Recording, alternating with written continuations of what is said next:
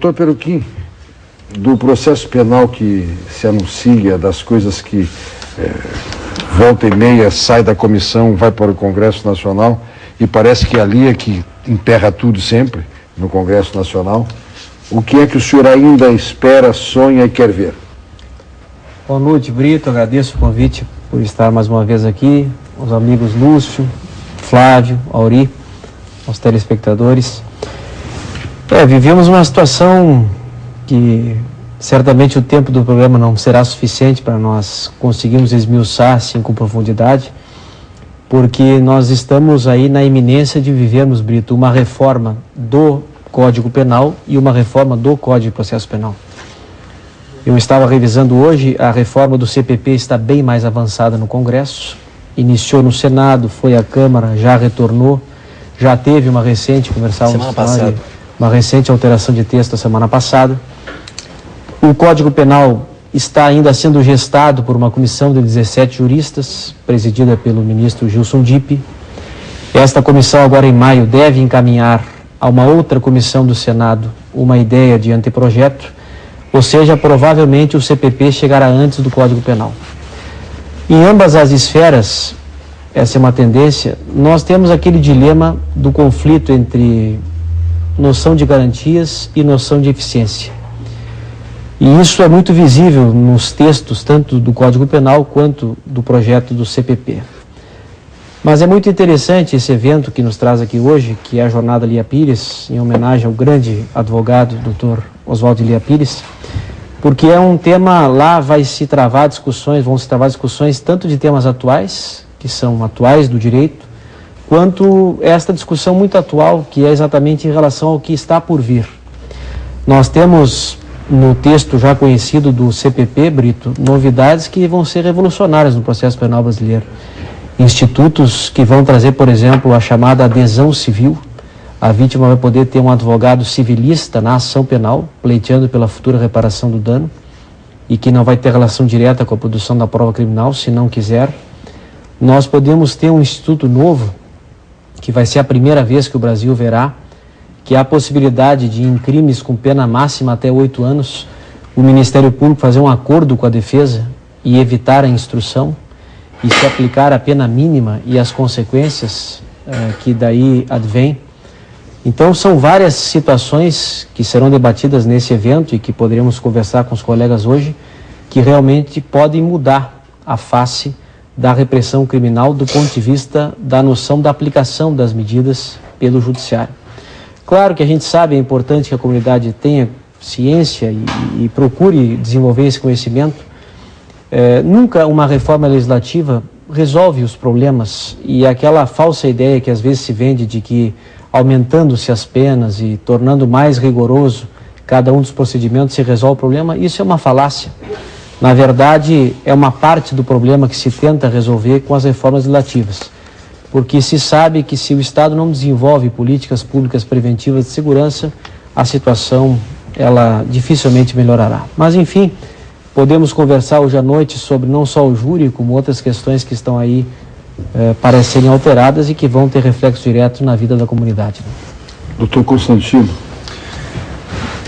É interessante esse tema vinculado à jornada, porque a jornada criou um método científico de provocar situações novas e que nós podemos até utilizar junto ao processo.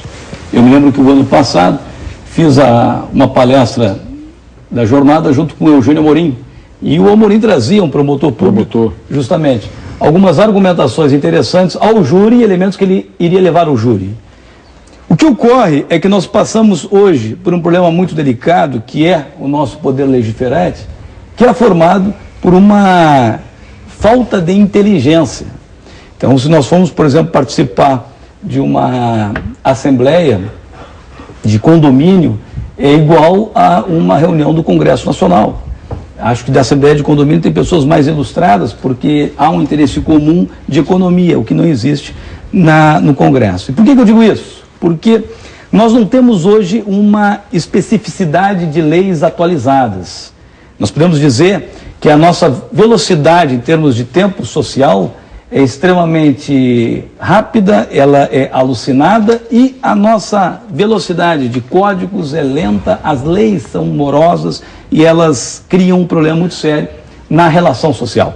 E a gente pode demonstrar isso observando qualquer esfera do direito. Qualquer esfera do direito nós vamos ter problemas pela imbecilidade dos nossos parlamentares. Vamos dar um exemplo. O direito do trabalho. O direito do trabalho, da maneira como ele está hoje constituído, ele é firmado por uma relação de era industrial.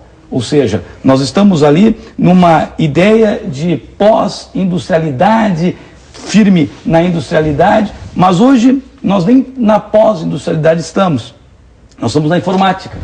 Nós não temos mais uma relação de empregados, nós temos uma relação de colaboradores. E o direito do trabalho não está preparado para isso.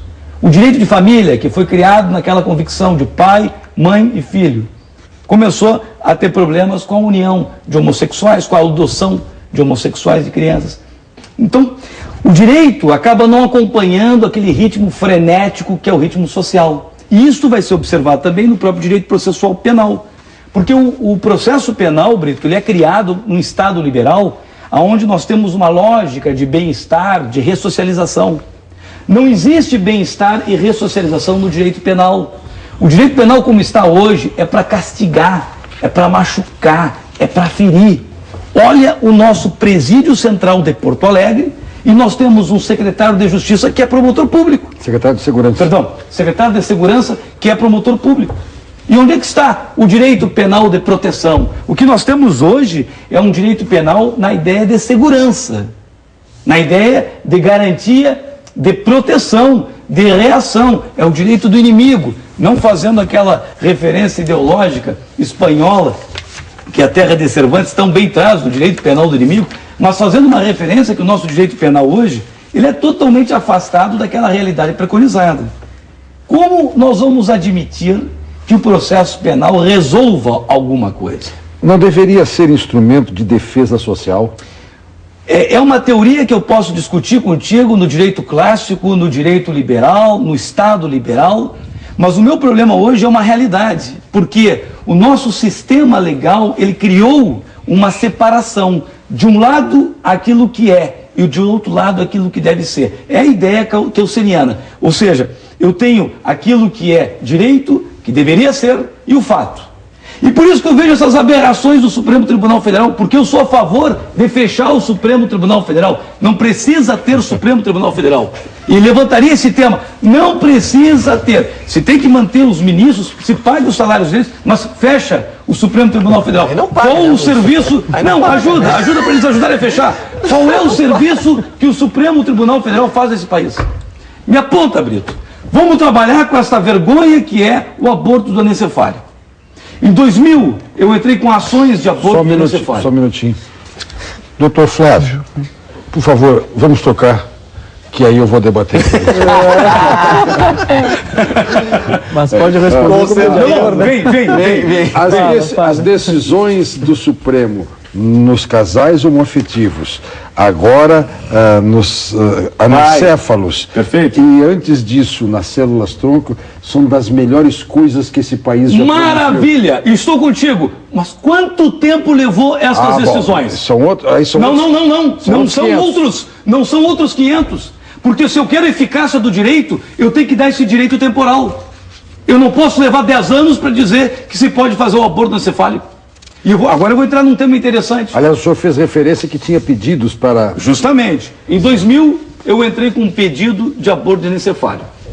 Um dos primeiros pedidos, eu tenho isso registrado, até porque quando houve essa celeuma toda, me interessei em examinar, aonde aparece uma mulher com um feto que não tem cérebro. A ecografia demonstrava isso. Nós fizemos um pedido, vara do júri, a juíza interpretou que a Constituição prevê a vida e que não se poderia fazer o aborto. O Ministério Público foi a favor. Entramos com uma apelação que foi julgada em 7 dias, porque ela tinha um prazo para fazer a interrupção. Conseguimos a determinação do Tribunal de Justiça, o alvará, 2-1. O voto contrário interpretava que estava em vigência uma determinação do STF que mandava suspender todas as liminares a favor do aborto, enquanto não fosse julgado este recurso que levou 8, 9 anos.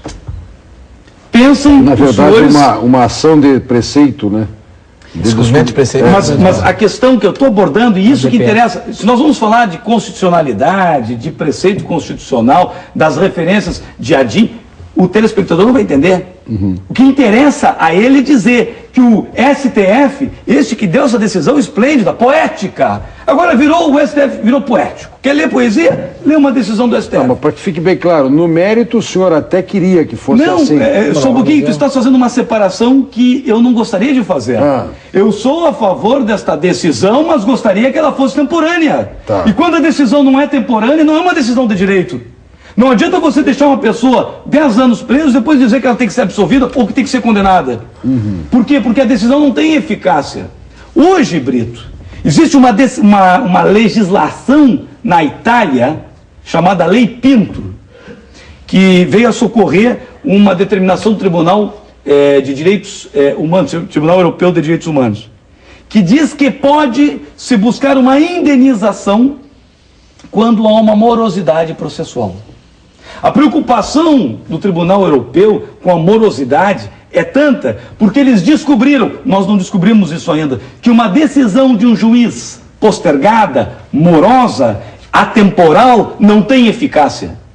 Então não me adianta essa decisão do STF ser dita hoje, se há 10 anos atrás nós precisávamos disso e o STF estava para julgar. Mas vamos muito mais.